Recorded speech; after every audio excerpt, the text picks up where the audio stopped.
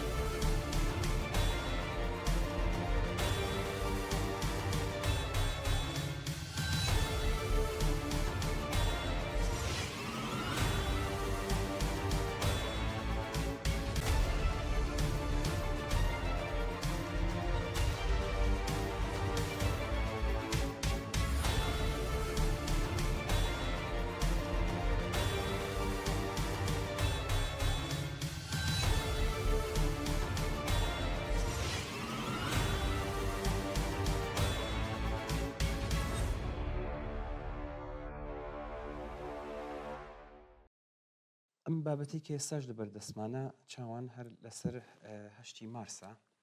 8 مارس ڕۆژ و ڕەمزی ناوتنە بەم هەلومەرجە سەختەی ژنان، ڕۆژی ناڕزایەتیە بە جیاکاری و ستەم و توندوتیژی و بێمافی، ڕۆژی هاتنە مەیدانی بزوتنەوەی یەکسانی خوازیە.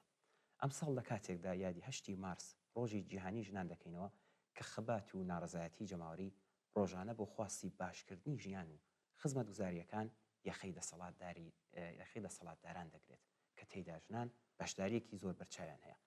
کۆماری ئیسلامی لە ڕوانگەی جیهانبینی دژەژنی خۆیەوە هەوڵ دەدات ڕۆژی ژن بکات بە ڕۆژی دایک و لەم ڕوانگەیەوە نکۆڵی لێ بکات. دەبێت بەرەنگاری ئینکارکردنی نادیار و فێڵی سیاسی کەمکردنەوە لە گرنگی ڕۆژی جیهانی ژن بینەوە.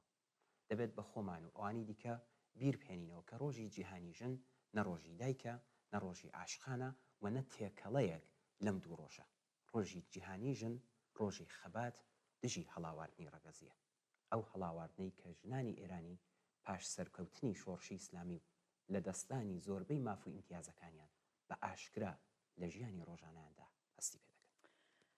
دەبا 8 مارسی ئەم ساڵ بکەینە ڕۆژی هاتنە مەیدان و ڕاوەستانەوەی بزوستنەوەی یەکسانی خوازی بە دژی هەر جۆرە جیاکاری و ستەم و بێمافیە کە ڕوبەڕووی ژنان کراوەتەوە.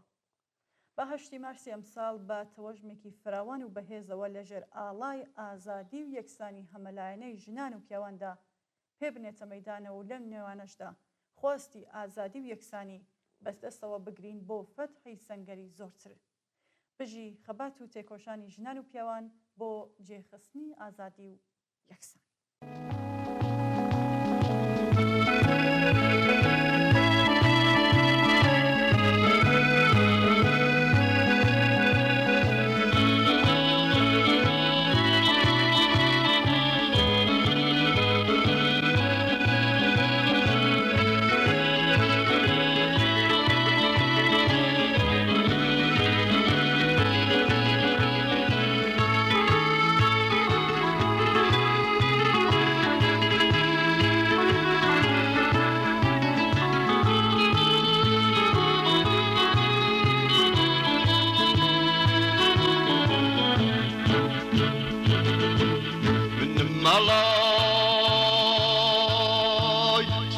شورشینه دا شاکنی سوری شورشینه دا شاکنی من باچکه لجل والا سورم سرودی آشنبونه وم ربا دجمن دخینی ربا دجمن دخینی من مالای سوری شورشینه دا شاکنی سوری شورشینه دا شاکنی من باچکه لجل والا سورم سرودی آشنبونه وم ربا دجمن دخینی ربا دجمن دخینی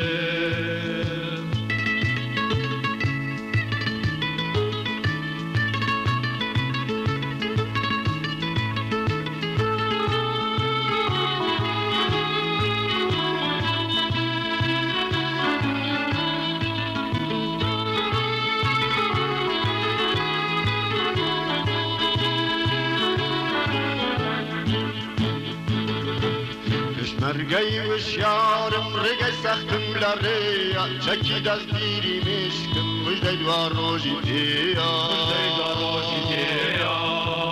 دست مرگی وشیارم رگی سختم لریا چکی دست بیری مشکم مجده دوار روژی تیا من دمالا سوری شورشینه دا شاکنی سوری شورشینه دا شاکنی من باچکه لجل والا سورم سرودی آشنبونه وم ربا دجمن دخینی ربا دجمن دخینی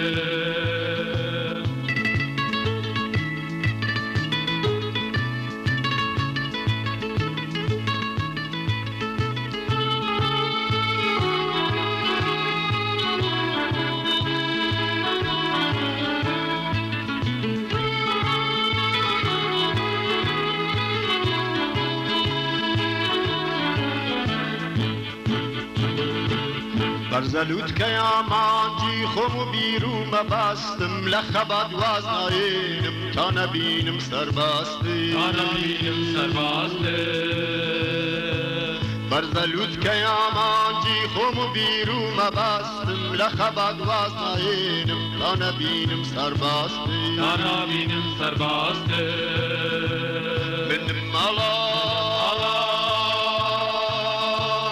سوری شورشینه دا شاکنی سوری شورشینه دا شاکنی من باچکه لجن والا سورم سرودی آشنبونه وم ربا دجمن دخینی ربا دجمن دخینی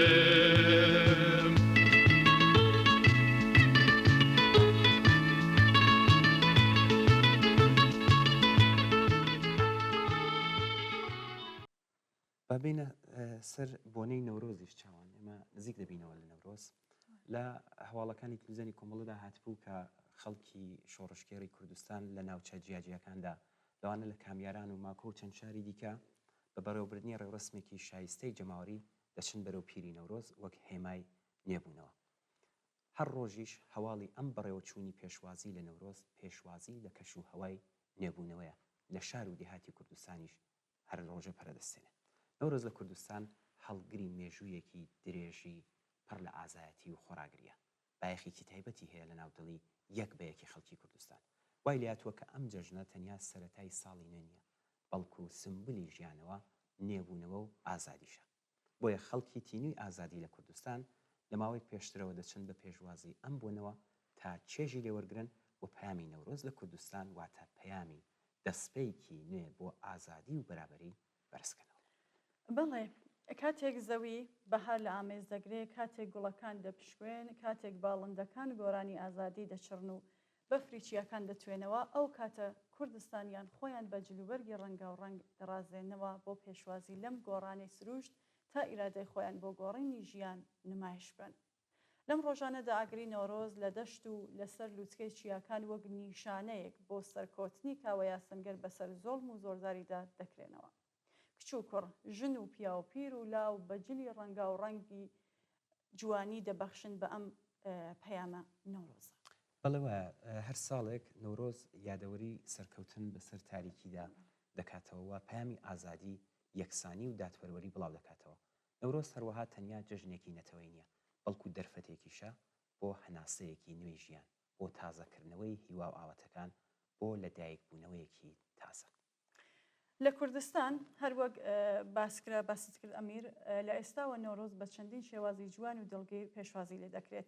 خەڵک جلوبەرگی ڕەنگا و ڕەنگ دەپۆشن، ژنان و کچان گوڵی جوان بە بەپرچیانەوە دەکەن و هەڵپارکەی و شای دەکەن، بە خێرهاتن دەکەن لە نەورۆز و لە بەهار. بەڵێ لە ڕاستیدا نەورۆز پامێکی گرنگی هەیە بۆ ئەمڕۆی مرۆڤایەتی. لە دنیایەکدا کە پڕە لە ناکۆکی و شەڕ، نەورۆز بانگەوازی ئاشتی و پێکەوە ژیان دەکات. ئەم جەژنە فێرمان دەکات کە بەهێزی یەکگرتوانی خۆمان چۆن دژی زوڵم و زۆرداری بجەنگین و لە هەمان کاتیشدا یەکتر قبول بکەین و ڕێز لە جیاوازیەکان بگرین. کاتێک کە ئاگری نەورۆز دادەگیرسێت، ڕووناکیەکەی دەبێتە هێمایەک بۆ ئەو ژیانە نوێی کە لە دوای تاریکی دێت. ئەم ڕووناکیە ئەو هیوایە دەبەخشێت کە هەمیشە دوای سەختی ئاسانی دێت و دوای زستانی سارد و سڕ بەهاری گەشاوی پڕ لە هیوا بۆ ژیانێکی تر دێت. بەڵێ ئەگەر چی پارێزەرانی تاریکی و دوژمنانی بەهار و ژیانەوە چاویان بەم بۆنە هەڵنایە و بە بیانووی جۆر بە جۆر هەوڵەدەن لە ناوڕۆکی جوان و ڕەنگاوڕەنگی کەم کەنەوە پەیامەکەی چاواشە بکەن، بەڵام با نەورۆزی ئەمساڵمان بەرز و پیرۆز ڕابگرین و پەیامەکەی بەخۆشی و شادی و کۆبوونەوەی فراوانی جەماوەر لە شار و دێهاتی کوردستان بەگوێ هەمووان بگەینین کە خەڵکی کوردستان ئاشتی و پێکەوە ژیان لە ژێر سێبەری کۆمەڵگایکی ئازاد و بەرابەردا دەوێ و بۆی تێدەکۆشێ. با بیرمان نەچێت کە نەورۆز دەرفەتێکیشە بۆ بنیادنانی داهاتوویەکی گەشتر، داهاتوویەک کە تیادا ئازادی، ئاشتی و دادپەروەری بۆ هەمووان بێت. ئەگەرچی بەم بۆنەوە نەورۆزی ئەم ساڵیشمان لە ناوڕۆکدا سیاسیە دژبەت دەسەڵاتی کۆنەپارێز لە ئێران کە چاوی بەخڕۆشی جەماوەری بۆ گەیاندنی ئەم پەیامە هەڵنایەت، بەڵام با جوانی بەهار و نەورۆزمان بە ڕەنگا و ڕەنگبوونی بپارێزین و هەمومان بە گڕوتینێکی زۆرەوە خۆمانی بۆ ئامادە بکەین بۆ بەڕێوەبردننی مەراسمی گەورەی جەماوەری و بە جلو بەرگی ڕەنگا و ڕەنگ جوانی سروشت زۆرتر بڕازێنینەوە بۆ داهاتوێکی گەشت. هەر لە ئێستاوە نەورۆز و بەهاری ژیانتان لێ پیرۆز بێت. پیرۆز بێت.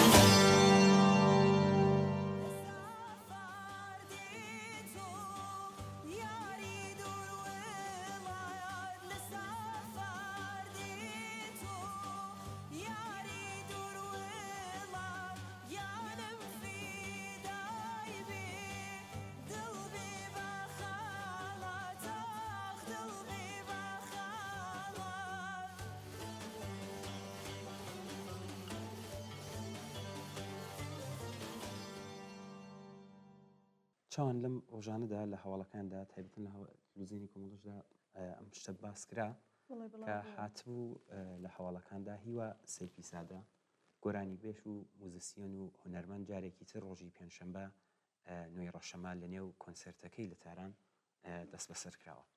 ئەلبەت ئەمە تەنیا نمونەیەکی تازەتر لە هێرشکردنە سەر هونەرمەندان لەم ساڵانەی دواییدا.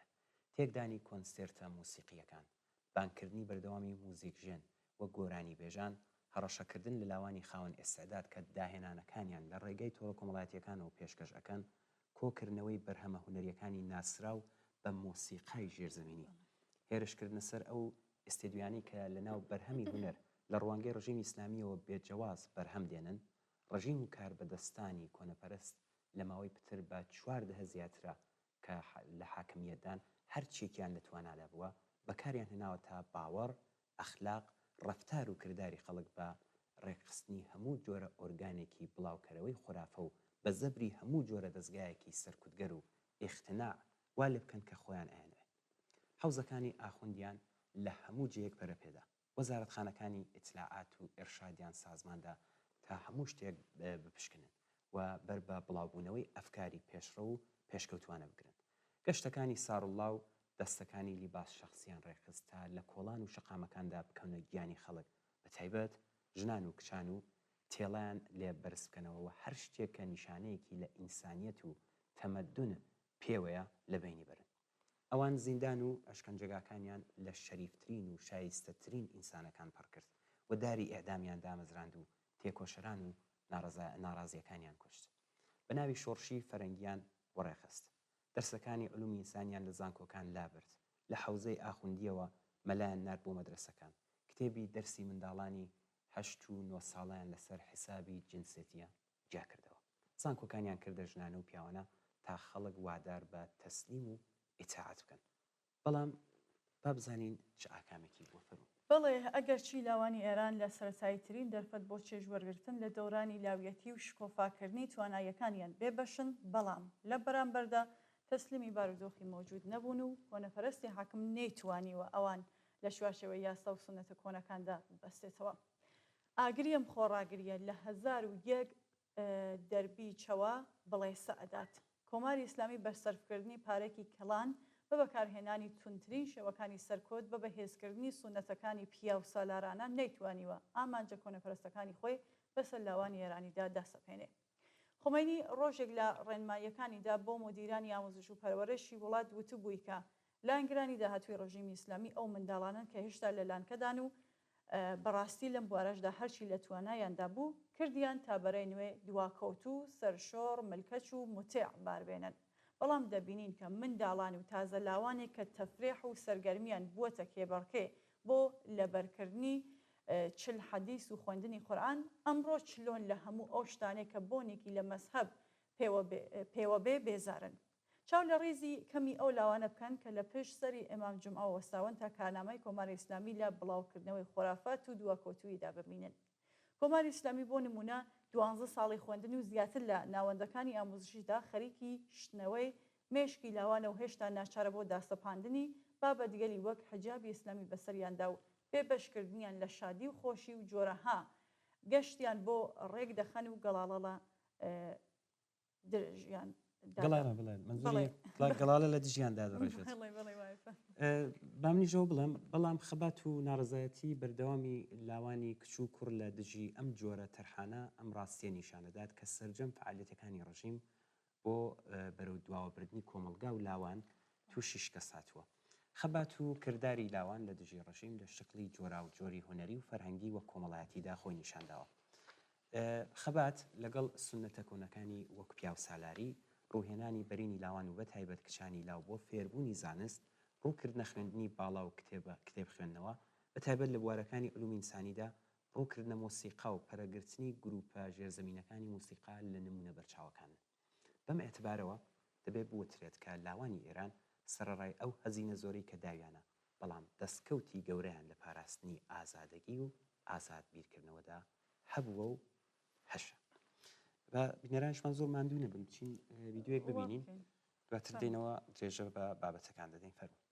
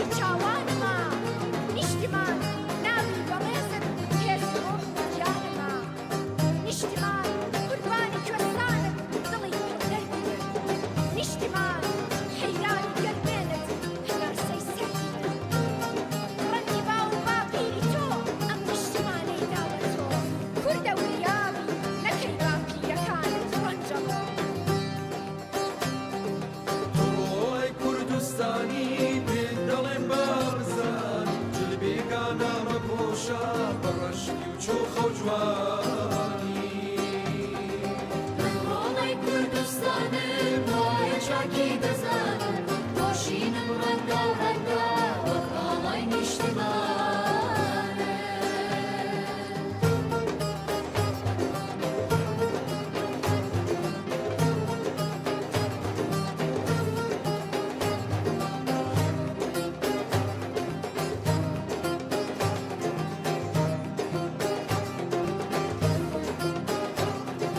کەنیەکانی تێراون بە چوار دەورە سوور بڵا شاد و شادان دایک و باوک دەنگبێژی وام دوور بوونا تێراون بە چوار گەورە سوور بڵا شاد و شادان دایک و باوک دەنگبێژی وان بۆی بوونا لەگریان و نەخۆشی ڕسک و بەند و دڵخۆشی تێیدا هەرکەس کامەران بەخابات و دڵگەشی گریان و نەخۆشی دەست و بەند و دڵخۆشی تێدا هەر کەس کامەران بە خەبات و دڵگەشی کوردم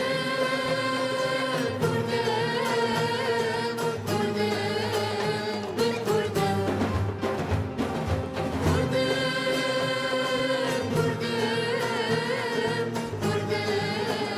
من کوردم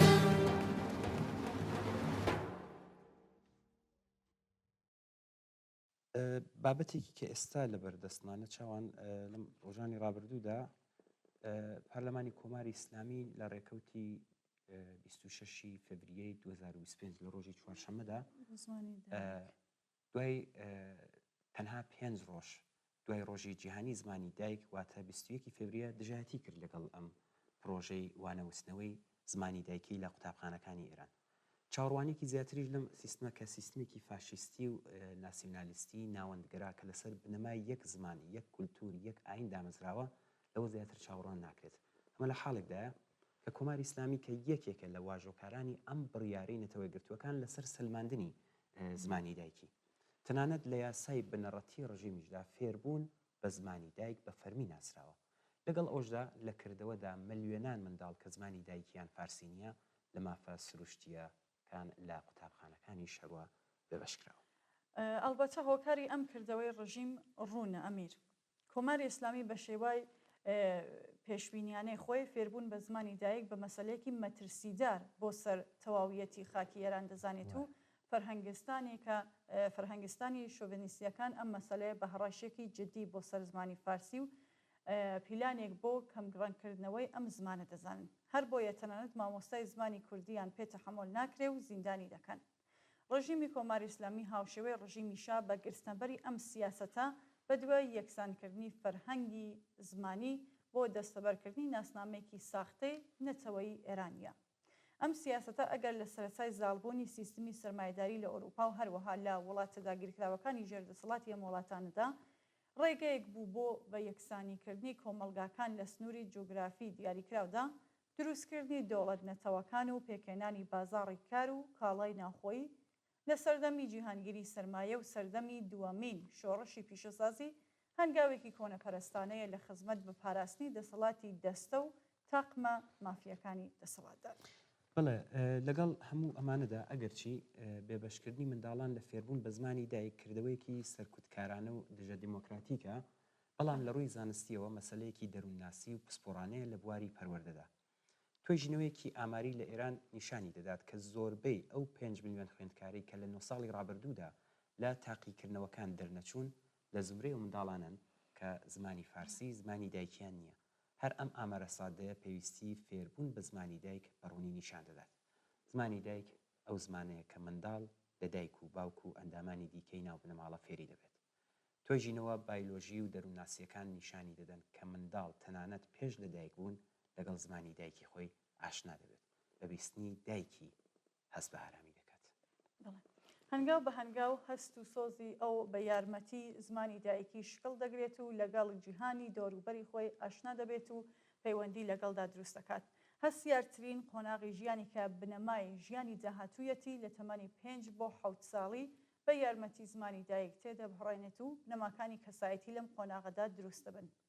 لە ئێرانی ژێر دەسەڵاتی ڕژیمی ئیسلامیدا قەدەغەکردنی منداڵان و گەنجان لە فێربوون بە زمانی دایک هاوکات پشتگوێ خستنی فەرهەنگ و ئەدەبیاتی خەڵکێکەکە لە ماوەی سەدان ساڵدا بەرهەم هاتووە و دۆڵەمەند کراوە. بەشێکە لەو جیاکاری و ستەمەی کە بەسەر نەسەوەکانی نیشتەجێ جۆگرافیای ئێراندا دەسەپێنرێت.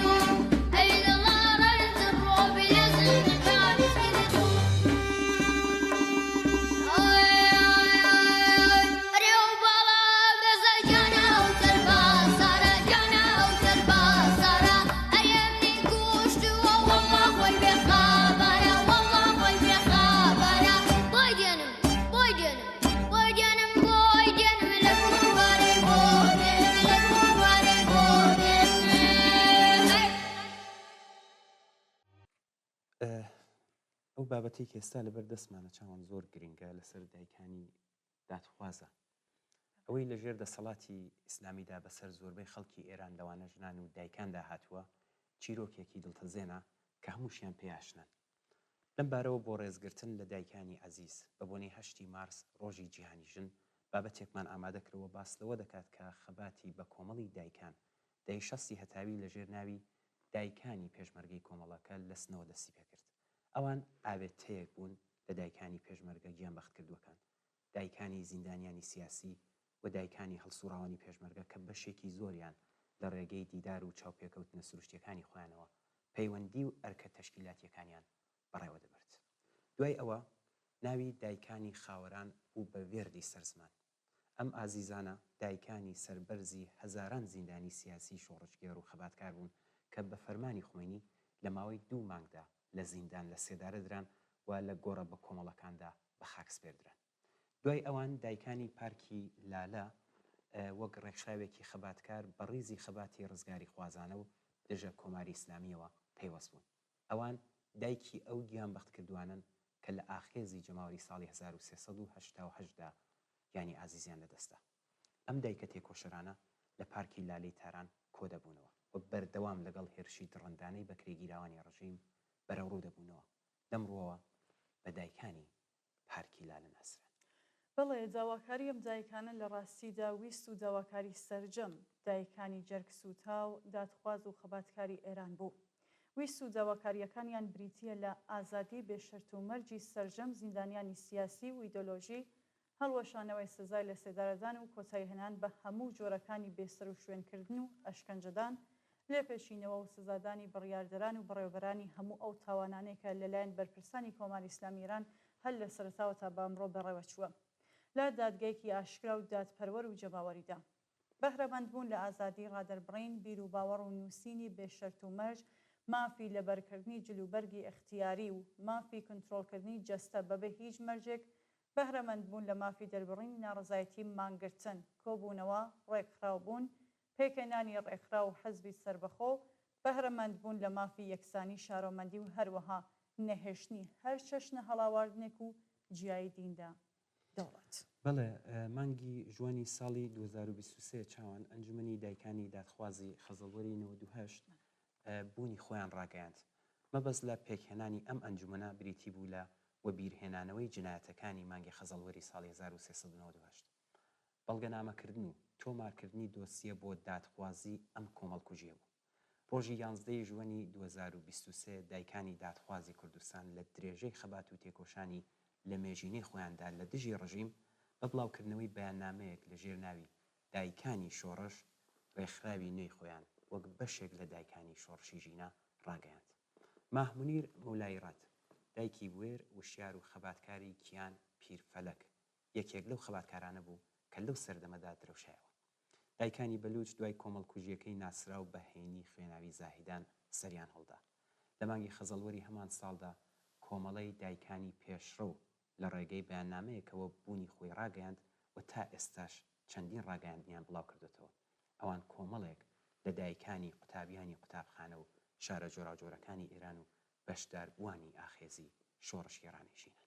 بڵێ دایکانی ناو ئەو ڕێکخراوانەی کە ئاماژەمان پێکرد ئەمیر لە نوێترین چالاکی خۆیاندا ڕۆژی هەینی 30 سەرماوەز شەوی یەلدا درێژترین شەوی ساڵ وەک نەریتێکی خەباتکارانە چ وەک بنەماڵە چ وەک تاک و یان بە کۆمەڵ لەسەر گۆڵکۆی جگەرگۆشە گیان بەختکردوەکانیان کۆبوونەوە و سەرڕای هەڕەشە و گوڕەشەی مەمورانی بەکرێگیراوی ڕژیم گۆڵکۆی ئازیزانیان گۆڵباران کرد.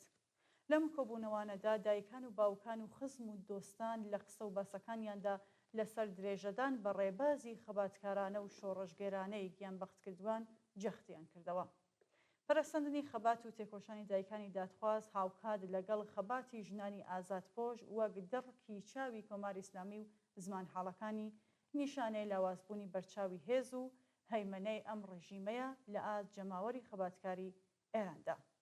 ئەمەش لە ڕێگەی ئەم بەرنمەیەوە سڵاو و درودی بێپایانی خۆمان پێشکەش بەم دایکانە دەکەین و ڕێز دەگرین لە خۆڕاگریان کە بوێرانە بۆ زیندوو هێشتنەوەی ئاواتی جگەرگۆشەکانیان هاندەر و یاریدەری لاوان و خەڵکی خەباتکار دەبن بۆ سەلماندنی مافەکان. بەڵە هەر بم بۆنەوە هەر هاوکارمان چاوان کلیپێکی پێشتر ئامادە کردووە بۆ دایکانی دادخواز بچن ئەمە ببینن دواتر دێنەوە سەرنامەی دوو ئازیز لەسەر ئەم پرسی ئاشی لە تورکیا دەیخوێنینەوە بۆتان فەرموو.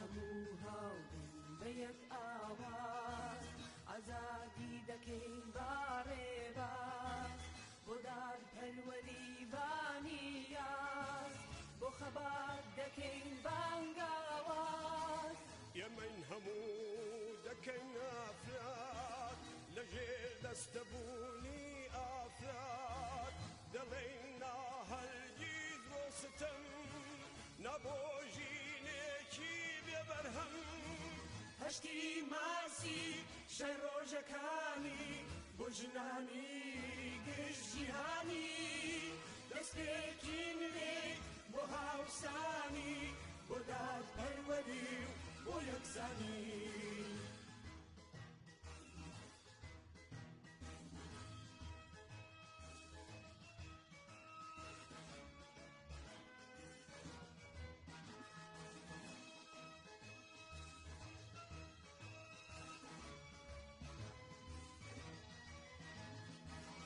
دەبابە هاوسەنگی بژی ئەستەنگی پێشکەوتن نەبی کە و ژندوو بوو ناوەرێ بۆ یەکتری گرنگ و سەروەرێ بەڵێ بۆ مرۆڤ سالاری بۆ ئازادی و بۆ هوشیاری بۆ سەربەستی بە یەک بڕوا بەنگان بەگشت دنیاداگا هەشتی مارسی شەی ڕۆژەکانی بۆ ژنانی گشت جیهانی دەستپێکی نوێ بۆ هاوسانی بۆ دادپەروەری و بۆ یەکسانی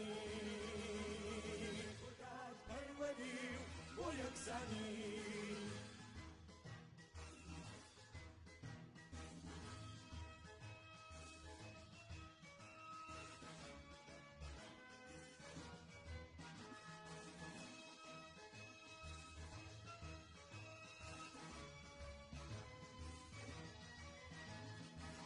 دەبابە هاوسەنگی بژی ئەستەنگی پێشکەوتن نەبی کە و ژندوو بوو ناوەرێ بۆ یەکتری گرنگ و سەروەرێ بەڵێ بۆ مرۆڤ سالاری بۆ ئازادی و بۆ هوشیاری دوو نامەمان بواتووە لەلایەن کاک دڵشاد و کاک فەرهەنگەوە لەسەر ئەم پرۆسەی ئاشتی لە تورکیا هەم پرسیاریان کردەوە هەم هەڵوێستی خۆشیان نووسیوە لە پەیامەکەدا لە پێشدا دێنە سەر نامەکەی کاک دڵشاد لە پەیامەکەدا نووسیوێتی هەڵوێست بۆ ئەم پرۆسەی لە تورکیا کە ناویان ناوە ئاشتی دەبێت چی بێت ئایا پرسی کورد لە تورکیادا لەم ڕێگەیەوە بە چارەسەری خۆی دەگات و کۆتایی بەستەمێکی نەتەوەی دەهێنێت کە لە تورکیادا دژی خەڵکی کوردستان بەڕێوە دەبردرێت لەمەش زیاتر ئایا ئەوەی کە ئۆجەلان دەڵێت کە سەرکەوتنی پرۆسەی ئاشتی لە تورکیا کێشەی کورد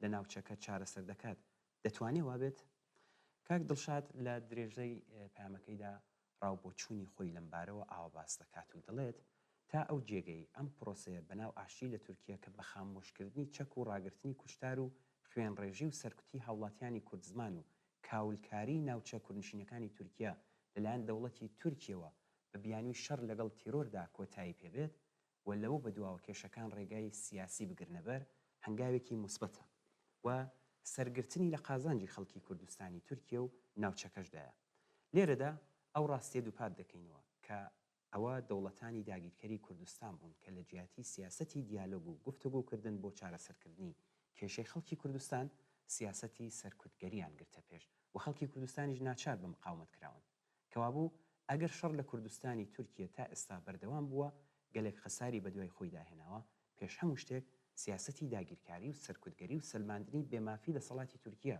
هۆی سەرەکی ئەم دۆخە بووە کاک دڵشاد دەڵێ ئێستاش مساڵەحەی نێوان پەکەکە و تورکیا یەکسان نییە بۆ ئەوەی دەوترێت چارەسەری کێشەی کورد و هەڵگرتنی ئەو ستەمەی بەسەر خەڵکی کوردستانی تورکیەوەیە ئێمە هیچ نیشانەیەک نابینین کە تورکیا هەنگاوێکی بۆ بە ئەنجام گەیاندنی ئەم مساڵەحەیە هەڵگرت بێت هەرچەندە هەم پەکەکە و خودی ئۆجەلان و دەوڵەتی تورکیا و هەم ئەحزاب ناسیۆنالیستەکانی کورد و ڕەوشەنبیرانی دەوروبەریان وا باز دەکەن کە ئەم ڕێکەوتنە کێشەی کورد چارەسەر دەکات بەڵام ئەوە لەبیر دەکەن کە مساڵەحە بە یەکلایەن ناکرێت هەروەک چۆن چەپڵە بە یەکدەست لێ نادرێت دەڵێن نابێ پەلە بکەین و دەبێ ماتەڵ بین دەی باشە بە پەکەکەش ماتەڵ بێ نابێ پەکەکە چێکدا بنێ خۆی هەڵبۆشێنێتەوە واز لە چالاکی بێنێت تا ئەو کات بزانین تورکیا چی دەکات بەڵێ ئەمە لە کاتێکدایە کە نمونەی ڕێگە چارەی ئەمریکایی و ئەمپریالیستی بۆ کێشەی کورد لە کوردستانی عێراق کە بەرگی فدرالیزمی بەبەردا دێت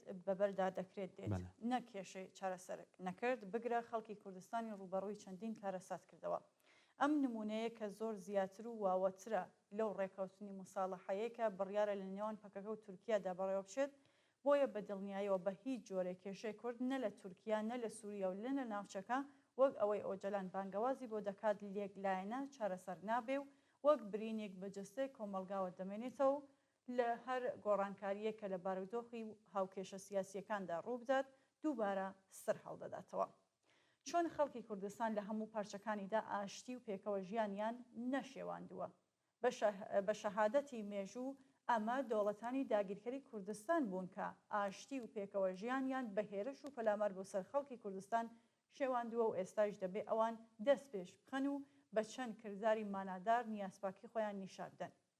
لە ڕاستیدا کێشەی کورد کاتێک دەتوانێت ڕێگایکی سیاسی بۆ پەیدا بێت کە سیستمی سیاسی لەو وڵاتانەی ئەم کێشەیان تیادایە بگۆڕدرێ بۆ سیستمێکی ئازاد و سێکۆلار نا شۆڤێنیستی و دینی. بە جۆرێک فرسەتی گەڕانەوەی بۆ ڕای خەڵکی کورد زمان بڕەخسێنێت تا بڕیاری ئازادانە لەسەر داهاتووی خۆیان بەمانەوە یا جیابوونەوە و پێکێنانی دەوڵەتی سەر بەخۆی خۆیان دەن. ئەمەش ئەو بابەتەیە کە پرۆسەی ئاشتی لە تورکیادا بە هیچ جۆرێک بەلایدا ناچێت بەڵکو دژیشێتی. بڵێ دەستخۆشی لە کاک دڵشاد دەکەین و نامی دووەم کە هەر وەک پێشتر باسم کرد ئی کاک فەرهەنگە ئەویش هەر لەسەر ئەم پرۆسەی ئاشتیەیە نامی نووسیوە. کاک فەرهەنگ نووسیوێتی با بزانین ئەو زەمینە و هۆکارانە چین کە دەسەڵاتدارانی تورکیای لە ئێستادا خستۆتە سەر ئەو بڕوایی کە پەنا بۆ گفتوگو و دانوستان بەرن و ئەمەش بە پرۆسەی ئاشتی ناوبن. هەروەها مەبەستی هەر لایەکیان لە گرچنەبەری ئەم سیاسەتانەیاندا چییە و بە دوای چه ئامانجەکەون. کاک فەرهەنگ لە ئیدامەی دانووسیوێتی دەڵێت مەسەلەی کورد وەک کێشەیەک لە ڕۆژهەڵاتی ناوەڕاستدا هەمیشە لەسەر زەمینەی کێشمەکەشی دەوڵەتانی ناوچەکە و هێزە ئیمپریالیستیەکان و ئەو گۆڕانکاریانەی ڕۆی لە ڕۆژهەڵاتی ناوەڕاست کردووە بە پێویست هەڵکشان و داکشانی بەخۆیەوە گرتووە. لە ئێستادا کە ڕۆژهەڵاتی ناوەڕاست وەک بەرەنجامێک لە کێشمەکێش و ململانەی جەمسەرە جیهانیەکان لەسەر دووبارە دابەشکردنەوەی ناوچەکانی نفوذ و جێخستنی ئارایش و سیستمێکی نوێی ئەمنی و ئابووریە جارێکی تر مەسەلەی کوردی لە ئاستی ڕۆژهەڵاتی ناوەڕاستدا لە پاڵ کێشەی فلستیندا بەرجەستە کردوێتەوە. ئەگەر ورتریش بڕوانین ئەمە کاک فەرهەنگ دەڵێت ئەوە بە دیاریکراوی بە دوای ڕاوەستانی جەنگ لە غەزە و لوبنان و کەنارخستنی ڕۆڵی ئێران و هێزەکانی بەرەی مقاومەت و ڕوخانی ڕژیمی ئەسەد هەم مەسەلەی کورد و هەم پێگە و ڕۆڵی ئەحزابی ناسیۆنالیستی کوردی لە ئاستێکی ناوچەییدا هێناوەتە پێشەوە. کاک فەرهەنگ لە درێژەدا ئەڵێ لەم نێوەدا هەڵکشانی ڕۆڵ و پێگەی تورکیا وەک جەمسەرێکی سەرەکی لە ناوچەکەدا کە هەم لە ناوخۆی تورکیادا لەگەڵ پەکەکە و مەسەلەی کورد ڕوبەڕووە و هەم لە سووریا و عێراقدا ڕۆڵی کاریگەری هەیە. ناچارە بەوەی بە هەر شێوەیەک بووە مامەڵەیەکی تر لەگەڵ کێشەی کورد و ئەحزابی ناسیۆنالیستی کورد لە ناوچەکەدا بکات بە تایبەتیش لەگەڵ پەکەکەدا تا بتوانێت زەمینێکی سیاسی و ئەمنی لە بەردەم بەرژەوەندە ئەمنی و ئابوووریەکانی خۆیدا زامن بکات و پێگە و نفوزی خۆی لە بەرامبەر ڕەکابەرە ناوچەیەکانیدا لەوانە کۆماری ئیسلامی جێگیر بکات. ئەگەر ئەمانە بەگشتی وەک چوارچێوە و زەمینەکانی سەرهەڵدانی ڕێکەوتن و موساڵەحەی نێوان پەکەکە و دەوڵەتی تورکیا وەربگرین ئەوە هەردوو لای پرۆسەی ئاشتی مەبەست و ئامانجی دیاریکراویان هەیە. بەڵێ چاوان کاک فەرهەنگ لە درێژەدا نووسیوێتی لە تەرەفی تورکیەوە ئەردۆغان ئەوە دەزانێت کە پەکەکە تەنها کۆمەڵێک چەکدار نییە بە شاخەوە کە بەهێزی سەربازی کۆتایی پێبهێنێت.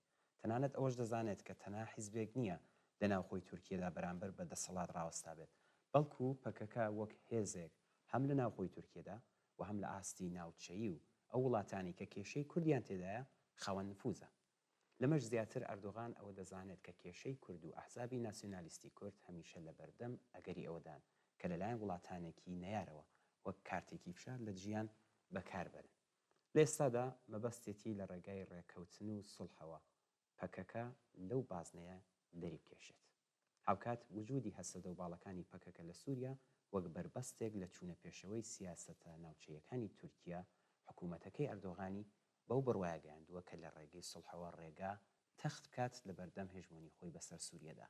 هەموو ئەمانەش وەک بەشەکانی سیاسەتێک بەدەستەوە گیراوە تا فەزایەکی سیاسی و ئەمنی لەبار بۆ جوڵەی ئابووری و سەرمایه‌گوزاری هەم لە سووریا و عێراقدا و هەم لە ناوخۆی تورکیەدا بۆ خۆ دەرباسکردن لەو قەیرانە ئابووریەی کە تێکەوتووە سوودی لێوە بکرێت. کاک فەرهەنگ دەڵێ لە تەرەفی پەکەکەشەوە مەبەست و ئامانج لە ئاشتی و ڕێکۆتن لەگەڵ حکوومەتی تورکیادا ئەوەیە کە لەلایەک ئەو فشار و پەلامارە سەربازی و ئەمنیەی لەسەر هێزەکانی چ لە ناوخۆ و چ لە ئاز ناوچەکەدا لابەرێ و لەلایەکی تریشەوە ڕێگایکی سیاسی و قانونی بکاتەوە بۆ وەرگرتنی ئەو ئیمتیازانەی کە لە دوجاردا بڵێ شراکەت لە دەسەڵاتدا بە دوای خۆیدا دێنێ. بە دەوێکی تردا ئۆجەلان لە مێژە لەوە گەیشتووە کە ئەو هێزە چەکدارێکە پەکەکە هەیەتی نەک هەر ئەو کاریگەریە نییە لە سەرگۆڕینی هاوکێشەی هێز لە ناوخۆی تورکیادا بەڵکو گۆڕدراوە بە بارگرانیەک بەسەریەوە وەک بەرەنجامێک لە شەڕی چەکداری 50 ساڵە کە بە هەزاران کوژراوی لێکۆتەوە.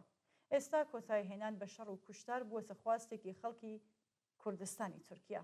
لەمەش زیاتر لە دۆخی ئێستای ناوچەکەدا کە ئەردۆغان و سوپاکەی تەرکیزی چووەتە سەر کۆتایی هێنان بە دەسەڵاتی هەسەدە و دەسەڵاتی خۆبەڕێوەبەری لە باکوور و ڕۆژهەڵاتی سووریا تا پێکە و نفوزی خۆی لە سەراسەری سووریادا جێگیر بکات. پەکەکە و ئۆجەلان چاویان لەوەیە کە لە ڕێگای ڕێککەوتن و مساڵحەوە نفوزی هێزەکانی خۆی ڕزگار بکات و ڕێگایکی سیاسی بۆ مانەوەی خۆی بدۆزێتەوە. بەگشتی ئەمانە مەبەست و ئامانجەکانی تورکیا و پەکەکەیە لەم پرۆسەیەدا کە ناویان ناوە پرۆسەی بەناو ئاشتی. بەڵام پرسیاری سەرەکی ئەوەیە ئایا ئەم پرۆسەیە بەنجەم دەگات؟ بە لە بەرچاوگرتنی سیاسەتەکانی دەوڵەتی تورکیا تا ئێستا و بە لە بەرچاوگرتنی ئەوەی کە هیچ هەنگاوێکی کردداری لەلایەن دەوڵەتی تورکیاوە بەدی نەکراوە ئەوەی ڕاستی بێ ئەم ئاشتیە لەژێر گومانێکی زۆرە.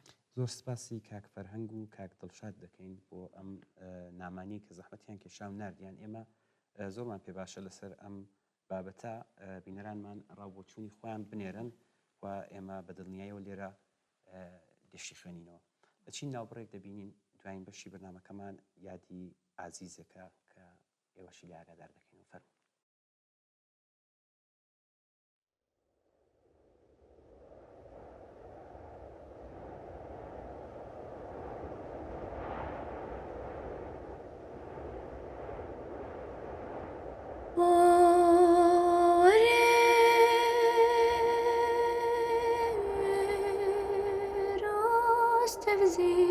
Çomrov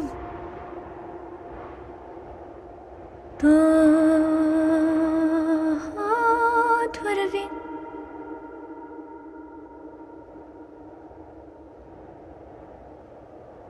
Girin kole Kole yesbahi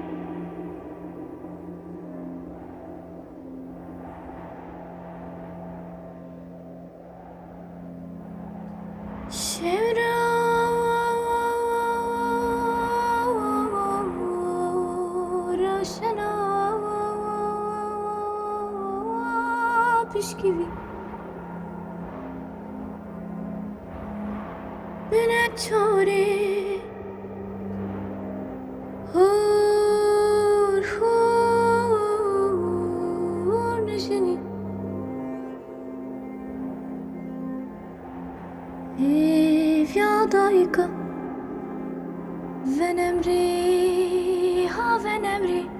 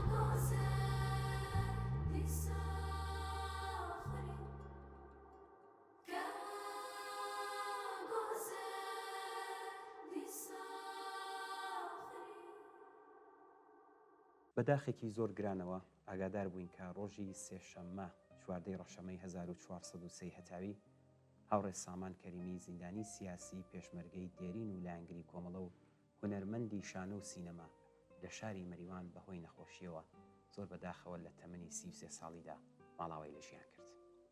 کاک سامان کەریمی لە 19 ڕێبەندانی 1369 هەتاوی لە شاری سەقز لە کۆشی خێزانێکی زەحمەتکێش لەدایک بوو وە ژیانی بە زەحمەت و ڕەنجی باوک و پاشان خۆی بردەسەر. هەر لە سەرەتای لاوێتیەوە تێکەڵ بە ڕەنج و ئازار و چەوسانەوە هات و بۆ دنیای سیاست پەلکێشکرا و وەک لایەنگری کۆمەڵە دەستی بە چالاکی کرد و زەوقی هونەری لە خۆی نیشاندا. تازە لاو بوو کە بە ڕیزی پێشمەرگەی کۆمەڵەوە پێوەست بوو. پاش زیاتر لە ساڵێک پێشمەرگایەتی بۆ هاوکاری و یارمەتی بنەماڵەکەی گەڕایەوە ناوخۆی وڵات، بەڵام وەکو هەڵسوراوێکی سیاسی، سۆسیالیستێکی هۆشیار، چالاکێکی کرێکاری و هونەرمەندێکی شانۆکار درێژەی بە خەباتدا.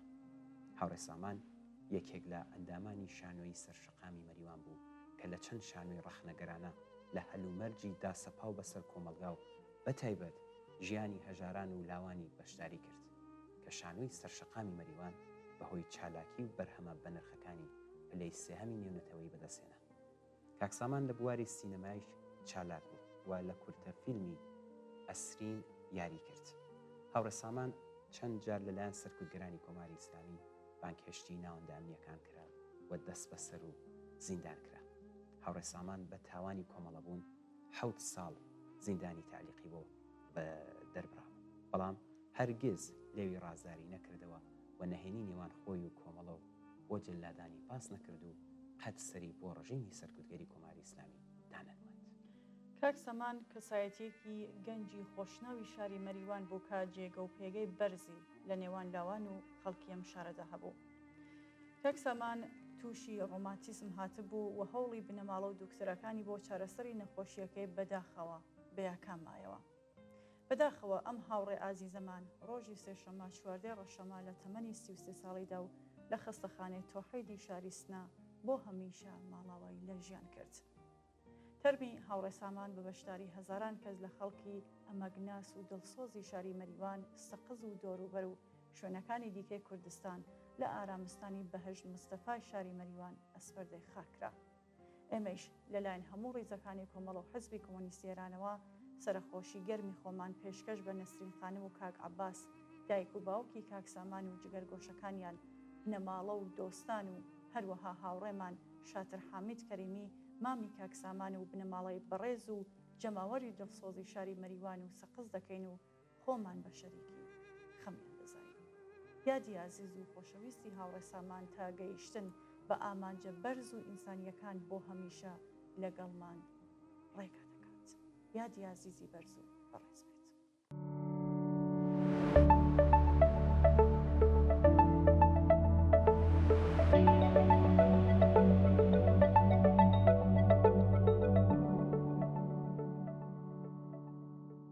بەڵێ بینەرانی ئازیز و خۆشەویست، بەم جۆرە گەشتینە کۆتایی بەرنامەی هەفتەیە ئێمە و بینەران زۆر سپاس بۆ ئەوەی کە تا ئێستا لەگەڵمان بوون.